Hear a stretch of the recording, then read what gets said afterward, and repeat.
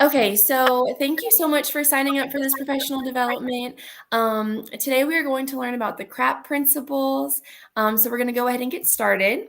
So when assessing my audience, which was you guys, I found that there was a great need for a professional development on the C.R.A.P model.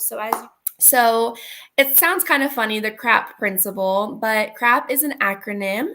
Robin Williams had 4 basic design principles for non-designers. So this is perfect for us because I know none of us are really designers of some sort, but so the acronym stands for the C is for contrast, R is for repetition, A is for alignment, and P is for proximity. So how does this apply to us as an educator? So creating a presentation that follows the C.R.A.P principle can be the secret to leaving a lasting impact during an educational presentation. So what I want you guys to think about as I dive deeper into the 4 elements of the C.R.A.P principle, I would like for you to think about presentations that you use in your classroom that you've probably used for many years, and I want you to reflect on how you can adjust your presentation.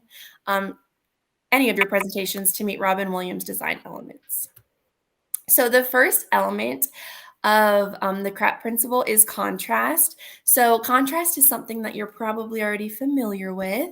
When I think of contrast, I think of color. So color contrast comes naturally and it creates a focal point and draws the viewer's attention. If there's not enough contrast, everything will blend together, making it difficult to read. So the next part of the C.R.A.P principle is the R, and the R stands for repetition.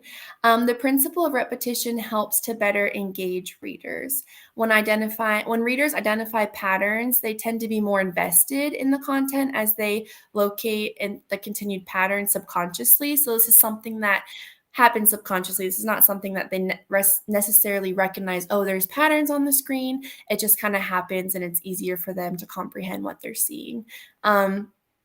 Patterns can include repeat formatting, such as font styles, colors, alignment, etc. This will all help your readers retain more information being presented. So the third part of the C.R.A.P principle is alignment. And alignment creates relationships between the document's element and the page itself, leading the reader's eyes to catapult their attention onward. It is really important to align elements with the page as well as with other elements such as pictures with the document. As we've just discussed, you should also repeat alignment. So repetition and alignment really goes hand in hand together, such as a left aligned text and a horizontally aligned picture, so that the reader's eyes know that this text goes with this picture. Alignment is something that I always think of when I'm like typing on a Word document. You can see the picture that I used here. Is like the left align, the center align, and the right align. So that kind of helps me remember what alignment means. And the last part of the C.R.A.P principle or the C.R.A.P model is proximity. The idea of proximity is to keep similar elements near one another. Doing this will create a flow and harmony throughout the document. We humans expect similar things to be grouped together. So this principle utilizes this idea to increase the learner's engagement. So what does it look like to have all 4 principles together? So this is a page that I made just as an example, and you can see the 4 parts here. So let's play a quick game. This is a presentation that is not following the C.R.A.P principle. Does anybody see something that is wrong with this presentation? It's kind of hard to read because of the colors. Yes, exactly. The contrast is off, right? You should not put those colors together, the red and the yellow. It's very hard for the viewer to read. At the top, you can see, okay, that's great contrast, Humpty Dumpty, but the contrast on the bottom of the slide is very, very, very bad. It is poorly created. Let's do one more. Does anybody see something wrong with this presentation? Definitely the alignment is off. Yep, the alignment. This one has a couple things. The alignment's off, the proximity's off. I'm not really sure. When you're looking at this, you can't really tell where you're supposed to start, right? It's all over the place.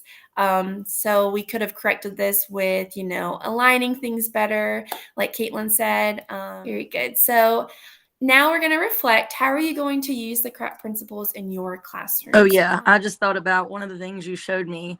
I have a slide that has the song, like different songs and dances on it, and I totally have them all over the place.